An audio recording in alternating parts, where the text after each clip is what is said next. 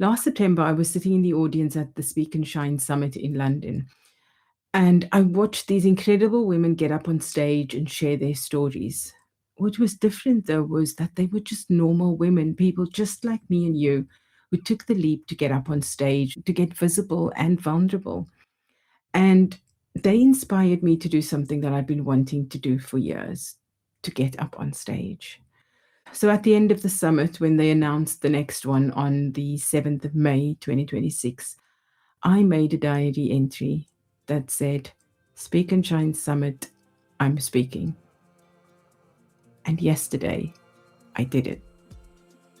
So many people have been supporting me through this process, and I'm so grateful for that. And many have messaged me to say, how did it go? What did you talk about? So I decided that that was going to be today's episode, because this really was a courage loading moment for me, and I would love to share that story with all of you too. Hello, and welcome to Courage Loading.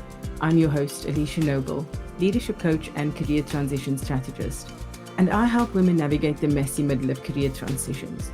Because real change isn't just about what you do next, it's about who you're becoming in the process, the identities you're shedding, the beliefs you're rewriting, and the courage it takes to lead yourself through it all. I believe every story of change begins with a single moment of courage, and this is where I help you find yours. So let's dive in. So yesterday was the Speak and Shine Summit, a day that was dedicated to empowering women to be bold. 12 women got up on stage to share 8-minute talks on that theme. And this is my talk. It's called Bold Enough to Own Your Story. My body said stop, not slow down, not take a break or a few deep breaths. She said stop. And for the first time in years, I had no choice but to listen. It was in that forced stillness I came across these words from Nelson Mandela. There is no passion to be found in playing small, in settling for a life that is less than the one you are capable of living. Ever notice how you can hear something so many times and one day it just lands differently? Like it's speaking directly to you. And for the first time, you really listen. You feel truly seen and you just get it. Reading those words finally made me see the truth. The version of me that was quietly settling. On paper, I was successful, but in reality, I was living a B+ life, telling myself one day I'll pursue the things I really wanted to do, and then I'll start living. But right now, I needed to focus on the plan, paying off the mortgage, building a healthy pension pot, saving for more than just a rainy day. You know, the adulting league table stuff. Because there was nothing wrong with my life or my career, and complaining about it, that just felt ungrateful. After all, I had so much going for me. But I just couldn't shake that voice in my head, the one that I'd been trying to silence for years. You know, the one that says, this isn't it. This is not you. There's something missing. With every new role and every promotion in my corporate career, the novelty soon wore off and I found myself searching for the next thing. And each time that voice grew louder. And on that day, when my body told me in no uncertain terms to stop, Nelson Mandela's words made me ask a different question. What if I'm playing the wrong game? Because I didn't think I was playing small, but I knew I was playing safe, and there's a difference. I had a plan, I had ambition, but I had limited appetite for taking risks. And I suddenly realized that my plan, the one that kept me safe, also kept me chasing. The next role, the next promotion, the next challenge. And somewhere along the line, I stopped asking whether I still wanted what I was chasing. Because without my ambition, without the plan, without the constant challenges, who was I? At 45, it felt strange asking, who am I? What do I really want? And even stranger to admit that I didn't really know. Deep down, I had an idea of what I really wanted. The one-day list I'd created in my mind every time I had that feeling of envy when I saw someone start their own business, launch a podcast, get up on stage. but I stuck to the plan until now. Because in that forced stillness, the years of misalignment caught up with me. I felt stuck, physically, mentally, and emotionally. And I knew I needed to approach this differently. And so I started to question everything because I could no longer separate what I wanted from what I believed I should want. And that was the start of my own journey, a journey of rebuilding, starting at the beginning, but not building from scratch. Own, OWN.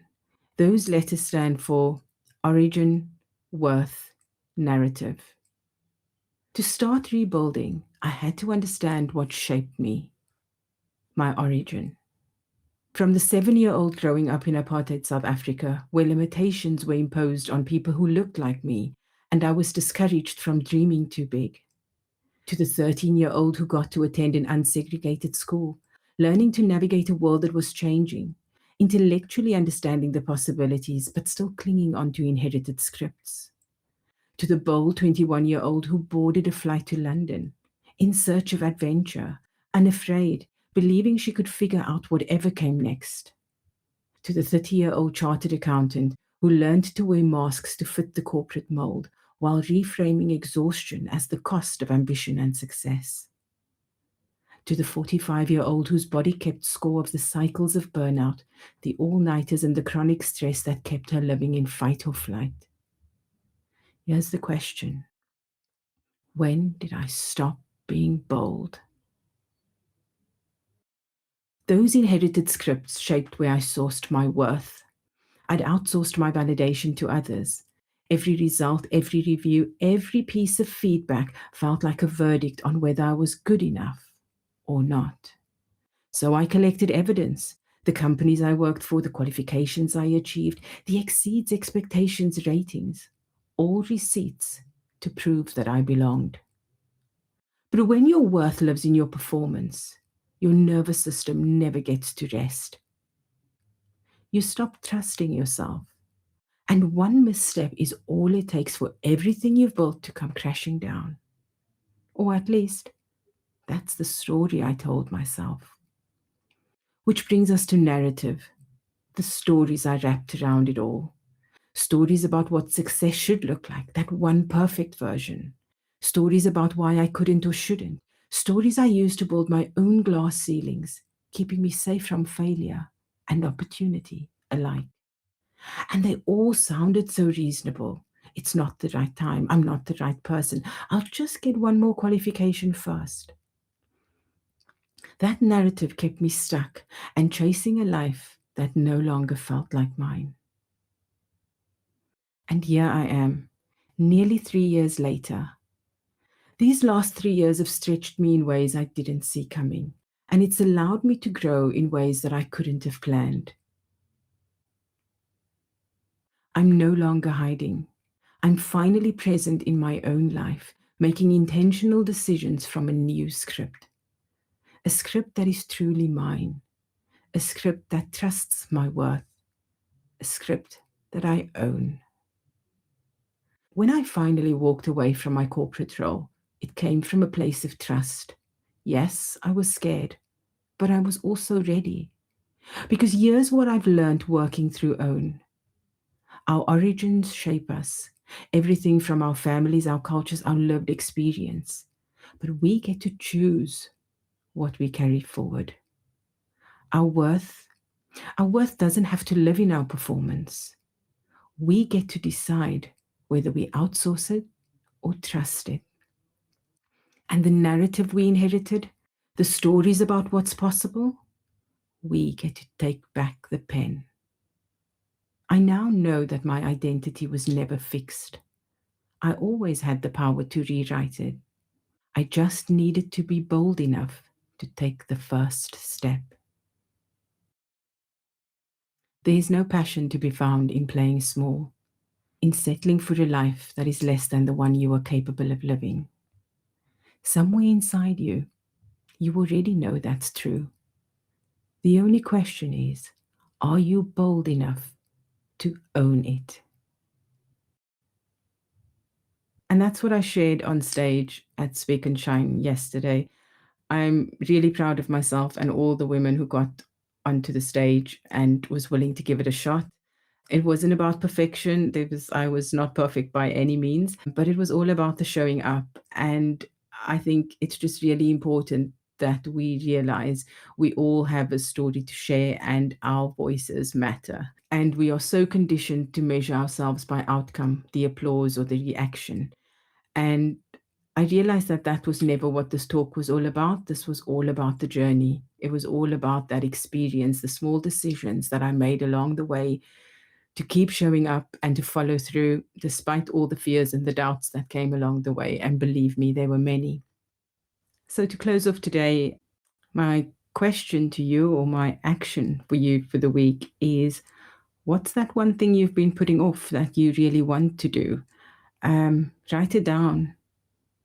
Make a decision. Do you really want to do it? If you do, set yourself a target date, and then you can figure out how you're going to do it.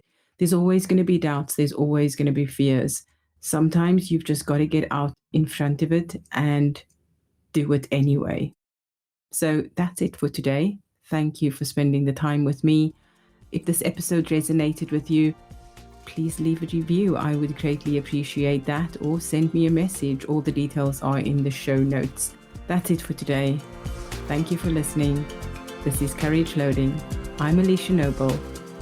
And remember, every story of change begins with a single moment of courage. So what's yours going to be?